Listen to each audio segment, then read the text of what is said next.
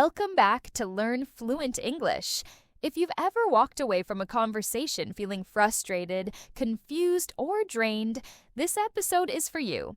We're going deep into the real-life experience of dealing with difficult people. Not just how to respond in English, but how to understand the dynamics, hold your ground, and stay composed. Let's begin by being honest. Difficult people are everywhere.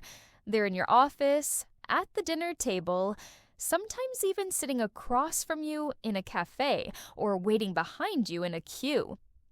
They interrupt, they criticize, they talk over you, they twist your words, or they always seem to play the victim. Some people are passive-aggressive, others are just plain aggressive. But no matter what form it takes, dealing with someone difficult is a communication test. It challenges your confidence, your patience, and your vocabulary, especially if English is your second language. Now imagine this. You're in a group meeting. Everyone is sharing ideas. And then there's that one person, the one who always finds a problem with everything you say. You mention a suggestion, and they instantly say, "That won't work." You explain your reasoning, and they cut you off mid-sentence. You try again, but the same cycle repeats. In moments like this, the words you choose matter. Your tone matters, and your ability to stay calm matters. You might think, why can't they just be more respectful? But the truth is, we can't control other people. We can only control how we respond. So instead of reacting emotionally, you can respond thoughtfully, clearly, and in fluent English. Here's something to remember. Difficult doesn't always mean loud. Sometimes, the most challenging people are the ones who smile while manipulating a conversation, or the ones who use sarcasm to avoid direct confrontation, or the ones who act like everything is your fault without saying it directly. So, how do we deal with them? Let's explore some strategies. First, stay neutral, especially in tone. When someone is being unreasonable, one of the worst things you can do is mirror their behavior. If they raise their voice and you raise yours, the conflict grows. But if they raise their voice and you stay calm, speak slowly and stay focused, it changes the dynamic. You don't give them fuel. You create a boundary without even using the word boundary. Here's something else. Difficult people often want control. They want to make you feel unsure, reactive, or emotional. But the more grounded you are in how you speak, the less power they have. Your words become a shield, not a weapon. Let's break down one useful phrase, a calm, direct, and powerful one. Let's stay on topic. It's short, it's simple, but it brings focus. Say it with me. Let's stay on topic. Again, let's stay on topic. You can use it in meetings, arguments, even friendly conversations where someone keeps bringing up the past or changing the subject to something personal or unrelated. You're not attacking them. You're guiding the conversation. You're saying, we're here to solve something. Let's not get distracted. Here's the second phrase I want to break down. I see your point, but I have a different take. Let's say that together. I see your point, but I have a different take. One more time. I see your point, but I have a different take. This is a polite disagreement. You're not saying they're wrong. You're not saying you're right. You're saying, I'm listening, but I have my own view. It's perfect for debates, discussions, or situations where emotions are running high, but you don't want to escalate. Let's step into a new situation. You're with a friend, someone you've known for years. But lately, they've been dismissive. Every time you bring up something you're excited about, they make a sarcastic comment. Every time you express something personal, they downplay it. It hurts, but they smile while doing it, so it's hard to call them out. What do? You could say nothing. You could walk away. But if you want to address it, you'll need words that reflect both your feelings and your self-respect. This is where emotional vocabulary becomes powerful. Instead of saying, "You're being mean," you might say, "When you say things like that, I feel dismissed." Or, "I value this friendship, but lately I've felt unheard." These are advanced, emotionally intelligent responses. You're not accusing, you're expressing. And that's something many difficult people don't expect. They expect you to yell, shut down, or change the subject. But when you name the behavior calmly, they're forced to listen. Let's go even deeper. Sometimes you're not facing just one difficult person.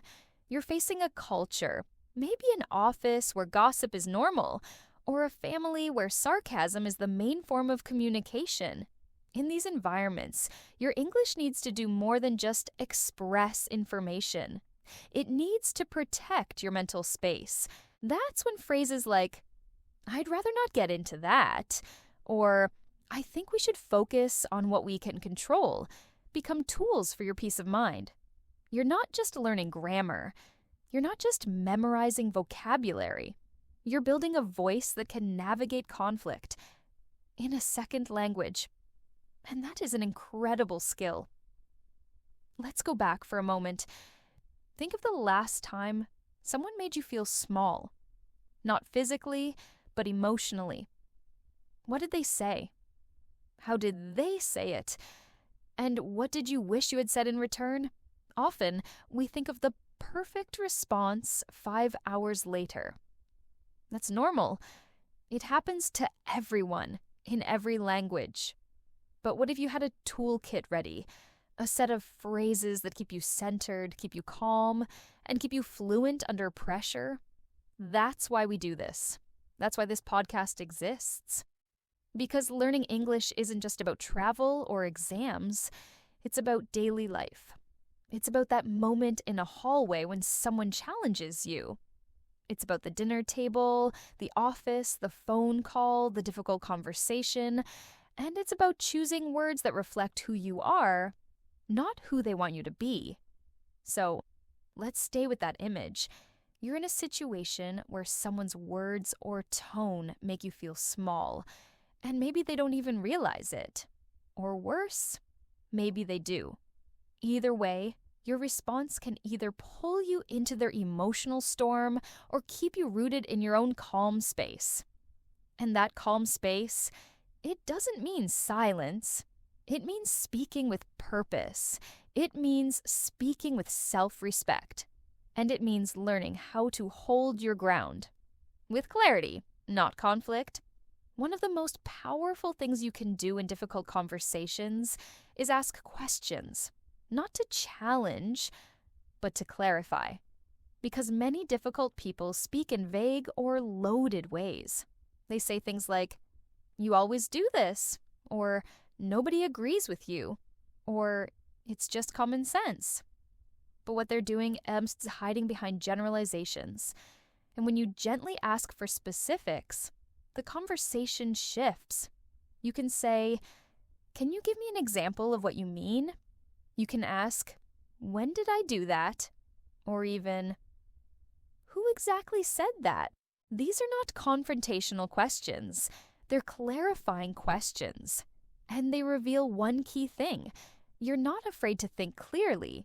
You're not afraid to go deeper. And often, difficult people don't expect that. They expect emotion. They expect defensiveness. But when you stay focused and curious, they lose that control. Now, let's take it one step further. What if the person is your boss or someone in authority? Someone you can't just walk away from or ignore. Maybe they're nitpicky. Maybe they micromanage everything you do. Maybe they criticize in front of others. And maybe, just maybe, they're not even aware of how damaging their tone is. You can't just say, "You're being rude." That won't work in most workplaces. But you also can't keep absorbing that pressure forever. So you start building what I like to call professional assertiveness. It's not about confrontation. It's about calmly holding the line. For example, when someone overloads your schedule without asking, you don't have to say yes right away. You can say, let me check my priorities before I commit. Let's say that again. Let me check my priorities before I commit. And once more, let me check my priorities before I commit. It's polite, it's professional, and it gives you space. You're not refusing, you're not panicking. You're simply stepping back and taking control of your time in fluent, respectful English. And that's what makes this kind of English powerful. Not loud, not dramatic, just steady, respectful, and strong. Let's shift again. What if the difficult person uses passive-aggressive behavior? That's when someone says one thing, but means another. Or they use tone and sarcasm instead of being direct. For example, maybe you show up to a team lunch and they say, "Oh wow, you finally decided to join us," make with a smirk. Or you offer to help and they say, "Sure, if you think you can handle it." It's tempting to fire back with a sarcasm of your own, but that only adds fuel. Instead, try this next phrase. Could you clarify what you mean? Let's repeat that. Could you clarify what you mean? One more time. Could you clarify what you mean? Simple. Director, but powerful. It forces the other person to drop the act, because now they can't hide behind tone. They have to explain what they really meant. And many times they won't be able to. This is what we're doing here. We're learning the kind of English that gives you power without shouting, confidence without confrontation. And sometimes the hardest person to stand up to is someone close. A parent, a partner, a best friend, someone who knows your history and your soft spots. And when they hurt you, intentionally or not, it hits harder than anything else. Let's talk about that. Maybe you have someone in your life who constantly points out your flaws. Every mistake becomes a lecture. Every success is downplayed, and every disagreement turns into guilt. It's emotional pressure. It's subtle, but it's real. And over time, it chips away at your self-worth. Now imagine you're trying to respond, but English isn't your first language. You're already emotional, and now you're searching for the right words in a second language. This is where practice matters. Preparation matters. So when that moment comes, your brain doesn't freeze. You can say things like, "I want to understand your point, but I also need you to hear mine. I'm open to feedback, but not to being blamed for everything. I care about this relationship, which is why I need to be honest." You're not yelling. You're not accusing. You're naming your needs in clear, composed English. And that's fluency. Because fluency is not just speed. It's not just grammar. It's being able to express your boundaries, your emotions, and your thoughts, especially when things get hard. That's why we keep showing up here week after week, to build that kind of fluency, the kind that helps you express, not impress. Now I want you to think of someone in your life right now who is difficult to deal with. Picture them. Think of the last interaction you had with them. What did you say? What did they say? How did it make you feel? Now, what do you wish you had said instead? Start practicing that sentence, that phrase. Even if it's uncomfortable, say it out loud, write it down, listen to it again and again. Because those are the moments that matter. The goal isn't perfection. The goal is progress. The goal is having your voice ready when your emotions aren't. That's real fluency. That's powerful English. And it doesn't happen overnight. It happens through reflection, repetition, and practice, just like you're doing right now. So here's something I want you to really sit with. Sometimes the most difficult person is you. Yes, you heard that, right? Sometimes the voice that criticizes you the most is your own. That little voice that says, "Why did I say that?" Or, "Why can't I just speak better English?" I'm glad you're still with me because now we're going to dig even deeper. We've talked about the importance of staying neutral and calm when dealing with difficult people. we've broken down some essential phrases that can guide you through those tough conversations. But there's more. Let's talk about one of the most challenging situations. When someone tries to manipulate or control the conversation by using guilt. This can happen when someone makes you feel responsible for their emotions, or they subtly try to make you feel bad for expressing your needs or desires. Think about it. Have you ever been in a situation where someone says something like, "Oh, I guess you don't care about me," or "I can't believe you're saying that to me after everything I've done for you"? These phrases can be hard to deal with, especially when they're loaded with emotions. In these cases, it's important to remain firm in your own feelings and boundaries without getting defensive. Instead of saying, "You're manipulating me," try responding with something more balanced and composed. For example, you could say, "I understand how you feel, but this is how I see it."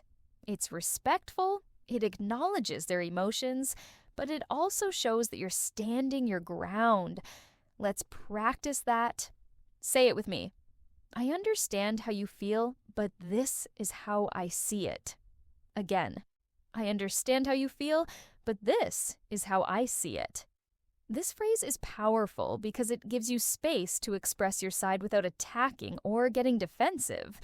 You're not saying their feelings aren't valid. You're simply showing that your perspective is important too. Another important thing to remember is the power of I statements.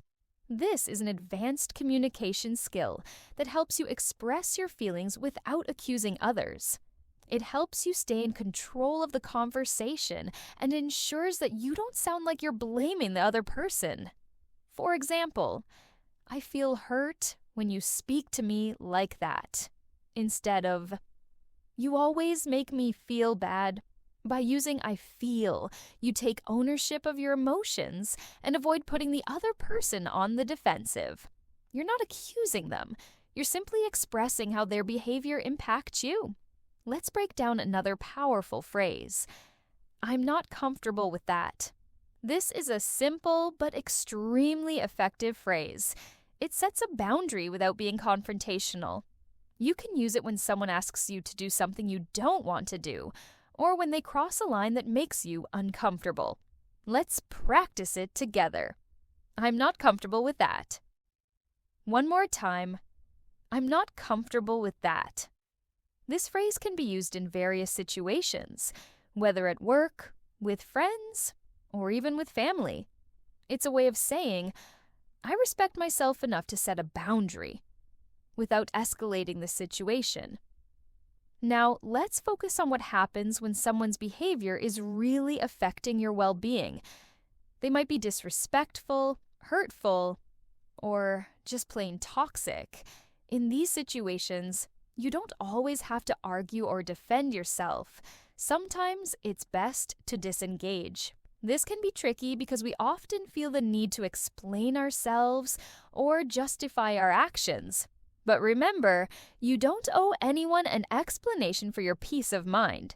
Here are a few phrases that can help you disengage gracefully without getting involved in unnecessary conflict. "I don't think this conversation is productive." "I'm going to step away for now." Let's practice these. "I don't think this conversation is productive." Again, "I don't think this conversation is productive." "I'm going to step away for now." One more time. "I'm going to step away for now." Both of these phrases are effective because they allow you to exit the conversation while still maintaining composure. You're not giving in, but you're also not escalating the conflict. You're choosing to protect your mental and emotional space. Another great way to deal with difficult people is to shift the focus back to the topic. If someone is getting personal or making irrelevant comments, it's time to gently guide the conversation back to the point at hand. For example, let's keep the focus on the issue we're discussing. Or, we're here to talk about this, so let's stick to it. Let's say these together. let's keep the focus on the issue we're discussing. Again, let's keep the focus on the issue we're discussing. We're here to talk about this, so let's stick to it. One more time. We're here to talk about this, so let's stick to it. These phrases help you reassert control over the conversation and prevent it from derailing. But what if the difficult person is someone you have to deal with regularly? Like a colleague, a boss, or even a family member? How do you handle repeated difficult interactions without burning out? The key here is to protect your energy while maintaining respect. If someone consistently crosses boundaries, it's important to communicate that their behavior is unacceptable. But again, you want to do this in a calm, non-confrontational way. For example, I'd appreciate it if we could keep our conversations more respectful. Or, it's important to me that we communicate in a way that's productive and respectful. Let's practice those. I'd appreciate it if we could keep our conversations more respectful. Again, I'd appreciate it if we could keep our conversations more respectful. It's important to me that we communicate in a way that's productive and respectful. One more time. It's important to me that we communicate in a way that's productive and respectful. By setting clear expectations for how you want to be treated, you create a foundation for healthier, more respectful communication. Now, I want to leave you with one final thought. And this is something that will help you not just in English, but in all of life. You have the power to choose your response. It's easy to feel powerless when dealing with difficult people, but your response is always in your hands. You have the choice to stay calm, stay focused, and communicate with respect, even when the other person doesn't. And when you do that, you're not just protecting yourself from toxic behavior. You're also becoming a stronger, more confident communicator. You're building a voice that can navigate conflict. In any language, remember, every difficult conversation is an opportunity to practice. The more you handle these situations with grace, the better you'll get at them. And every time you stay composed and respond thoughtfully, you build your confidence in both English and in life. We've discussed how to handle difficult conversations by focusing on maintaining control, setting boundaries, and staying calm. Now, let's dive deeper into how to manage those conversations in different environments and with different types of people. Let's talk about a situation many of us face, the manipulative person. This is the person who makes you feel guilty without directly saying it. They might say things like, "I thought you cared about me," or "I went out of my way for you, and this is how you repay me." These kinds of statements can be emotionally charged, and it's easy to get trapped into justifying yourself or feeling guilty. But this is where it's critical to stay grounded in your own feelings and not fall into the trap of emotional manipulation. One strategy here is acknowledging their emotions without giving in to them. You can validate how they feel, but you don't need to validate their behavior or let them manipulate you. It's about maintaining empathy without compromising your boundaries. For example, try saying, "I understand that you feel upset, but I still think my point is valid." Or, "I hear you, but this is where I stand."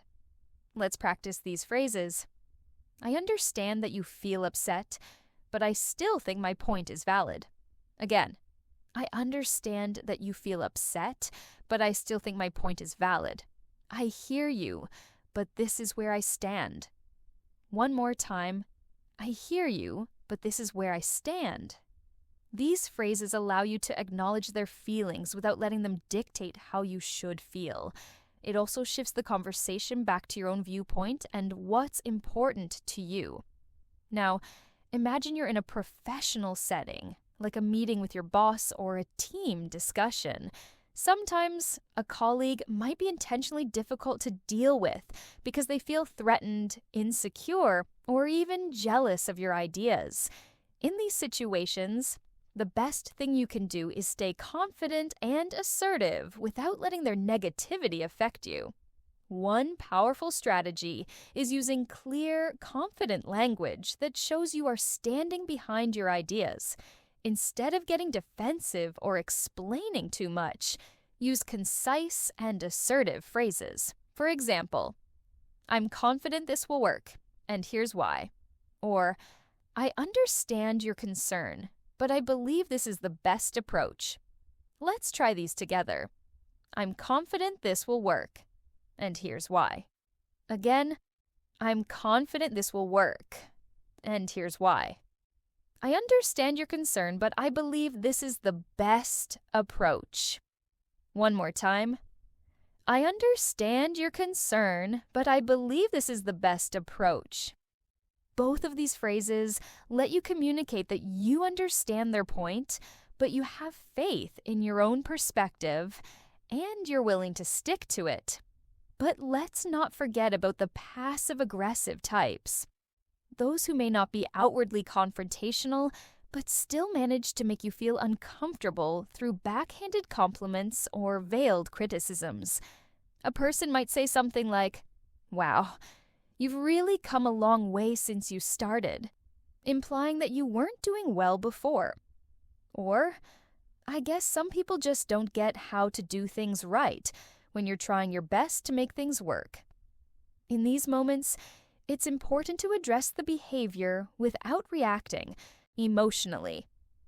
A good phrase to respond with is, "I'd appreciate it if you could be more direct with me." This phrase is powerful because it cuts through the sarcasm and puts the focus on clear, honest communication. It's a reminder that indirectness won't help resolve the situation. Let's practice it. "I'd appreciate it if you could be more direct with me." Again, "I'd appreciate it if you could be more direct with me." This phrase helps to disarm passive-aggressive behavior by asking for clarity. You're not accusing them, you're simply asking for better communication. Let's switch gears for a moment and think about a more intimate situation, like dealing with a friend or a family member who is difficult. Sometimes the people we care about most can be the hardest to deal with because we feel emotionally invested in their behavior. Whether it's a friend who always has something negative to say, a family member who disregards your boundaries, or a loved one who criticizes everything you do, the key is to maintain respect for both yourself and the other person. The biggest challenge in these situations is maintaining your sense of self-respect while not damaging the relationship. One of the most helpful tools in this context is using empathetic language. For example, you could say, "I know you're trying to help, but I feel hurt when you say that." Or, "I care about you, but I need some space right now." Let's practice these together. "I know you're trying to help, but I feel hurt when you say that." Again, "I know you're trying to help, but I feel hurt when you say that." "I care about you, but I need some space right now." One more time. "I care about you, but I need some space right now." These phrases are particularly useful because they balance empathy with your need for respect. You're not denying the other person's intentions, but you're clearly communicating how their actions affect you. But what if the person is being outright toxic, trying to drag you into their drama, or making you feel worthless? In these cases, it's time to set clear, emotional boundaries. One way to do this is to use the phrase, "I'm not going to engage with that behavior." Let's say it together. "I'm not going to engage with that behavior." Again, "I'm not going to engage with that behavior." This simple phrase communicates that you're not participating in the drama. You're not justifying yourself, and you're not making excuses for their behavior. You're simply saying, "I will not be part of this." Let's now shift to the workplace again. In professional settings, it's easy to feel pressured into keeping quiet or avoiding conflict, especially if you don't want to rock the boat with a difficult colleague. But remember, you have the right to advocate for yourself and speak up even in these situations. One of the best ways to do this is by using neutral but firm language that doesn't escalate the situation but clearly communicates your position. For example, you can say, "I'm open to hearing your thoughts, but I also need you to listen to mine." Or, "I respect your opinion, but I still stand by my decision." Let's practice these phrases. "I'm open to hearing your thoughts, but I also need you to listen to mine." Again, "I'm open to hearing your thoughts, but I also need you to listen to mine." "I respect your opinion, but I still stand by my decision." One more time. "I respect your opinion, but I still stand by my decision." These responses allow you to assert yourself without being aggressive. You're showing that you value their input, but you also stand firm in your own beliefs or choices. Finally, let's talk about how to stay mentally strong in these tough situations. Dealing with difficult people can leave you feeling emotionally drained, frustrated, or upset. But here's the thing, your emotional well-being is a priority. If you don't protect your mental space, you can easily get caught in a cycle of negativity that wears you down. So, self-care is critical. When you find yourself overwhelmed after a difficult conversation, it's important to take a step back and reset. One phrase you can use is, "I need some time to process this." Let's practice it. "I need some time to process this." Again, "I need some time to process this." This phrase allows you to disengage and collect your thoughts before responding further. It's a way to protect your mental health and avoid saying things you might regret. Now, I know this is a lot of information to absorb, but it's all about practicing these phrases and strategies so that the next time you face a difficult person or a challenging situation, you'll have the tools you need to respond confidently. Whether it's in English or any other language, you can use these principles to navigate even the most difficult conversations.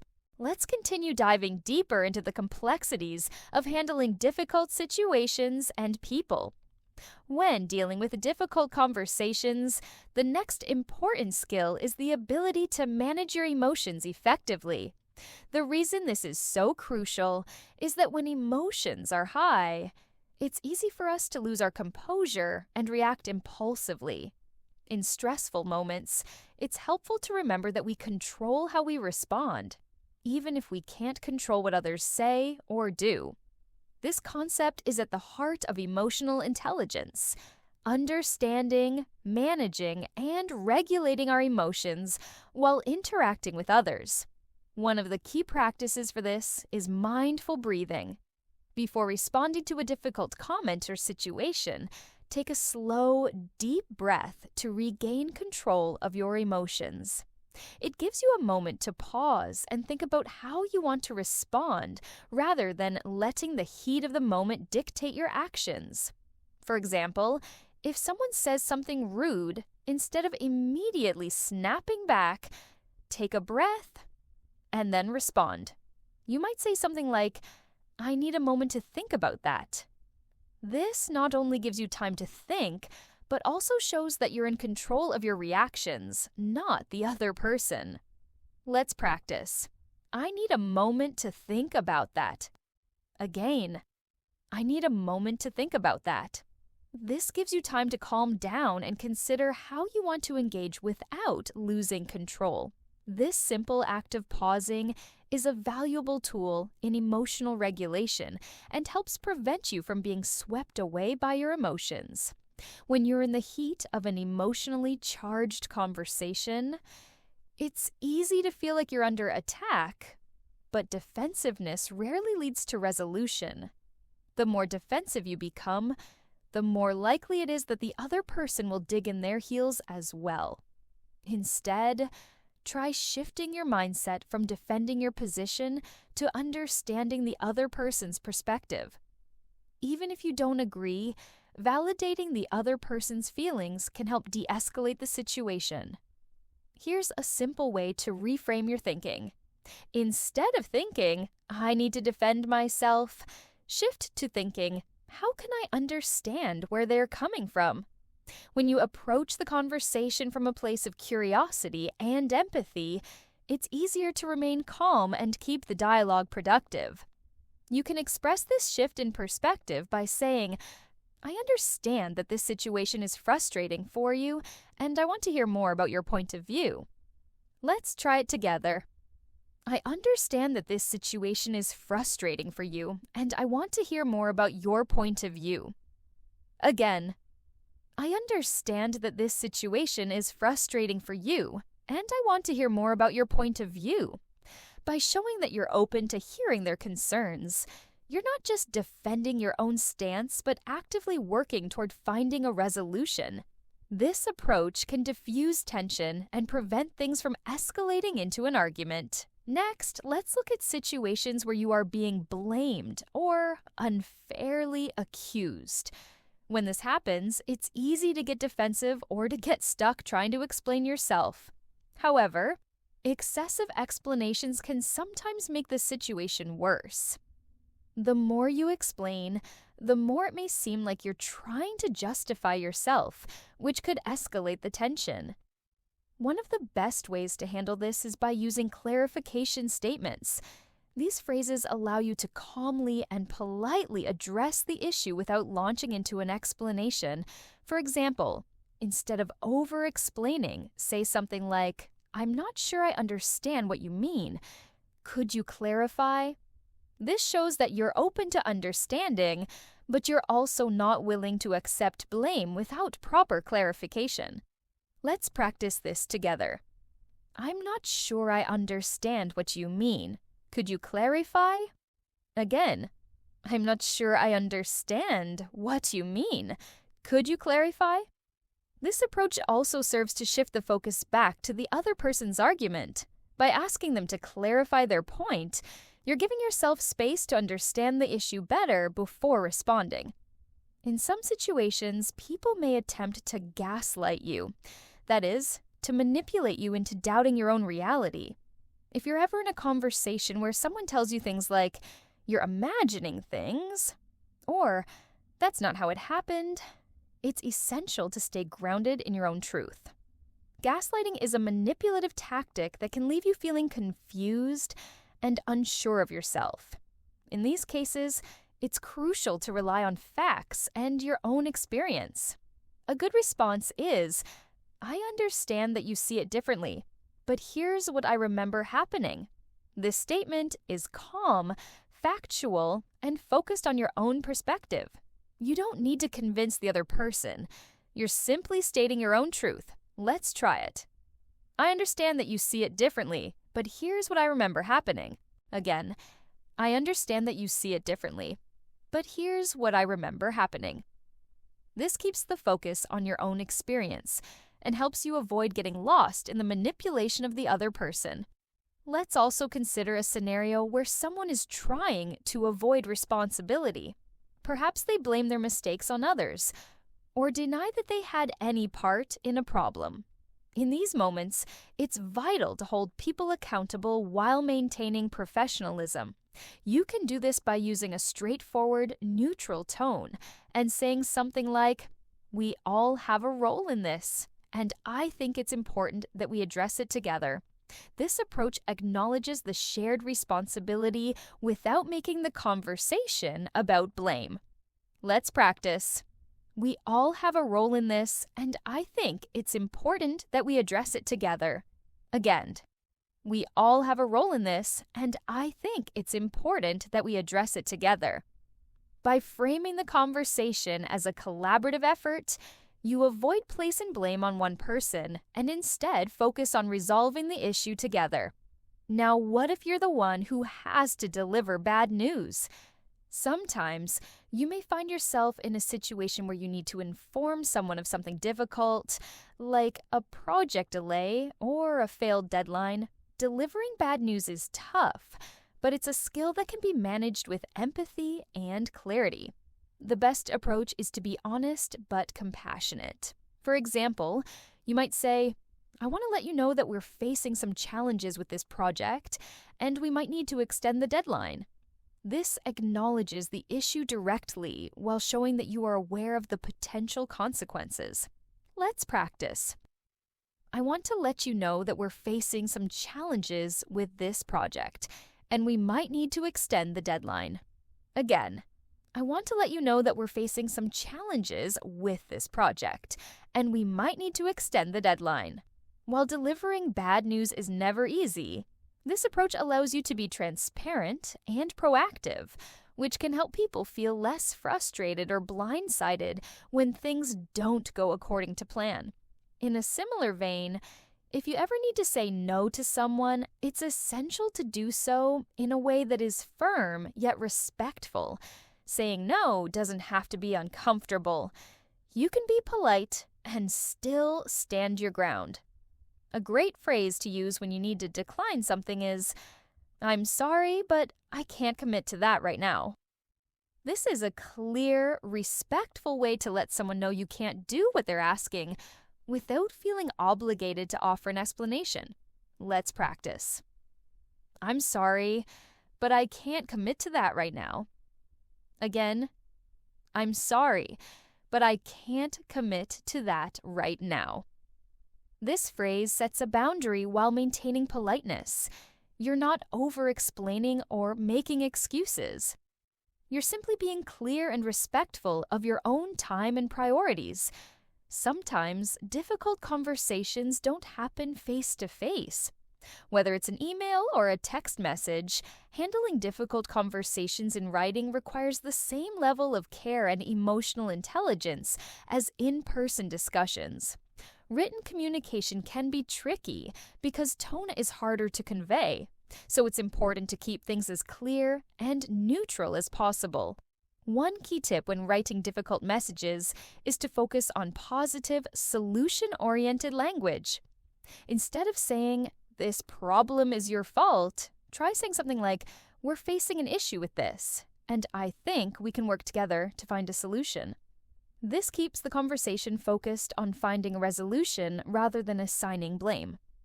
Let's practice this. "We're facing an issue with this, and I think we can work together to find a solution." Again, "We're facing an issue with this, and I think we can work together to find a solution." When you use this approach, it's clear that you're committed to addressing the problem collaboratively, which makes the conversation feel less adversarial. It's about working together, not against each other. Let's now dive deeper into the concept of compromise. Compromise is a critical part of any conversation, especially when the stakes are high or when you're facing a conflict. Compromising doesn't mean giving up. It means finding a way to meet halfway and make sure that both parties feel heard and respected. One strategy for compromising is to say, "Let's find a middle ground here." This phrase invites collaboration and signals that you're willing to work toward a solution that benefits everyone involved. Managing difficult conversations requires a combination of emotional regulation, clear communication, and empathy.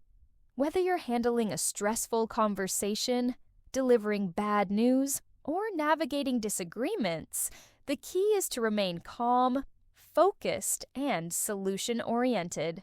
Techniques like mindful breathing, validating others' perspectives, and using clear, respectful language can transform challenging situations into opportunities for growth,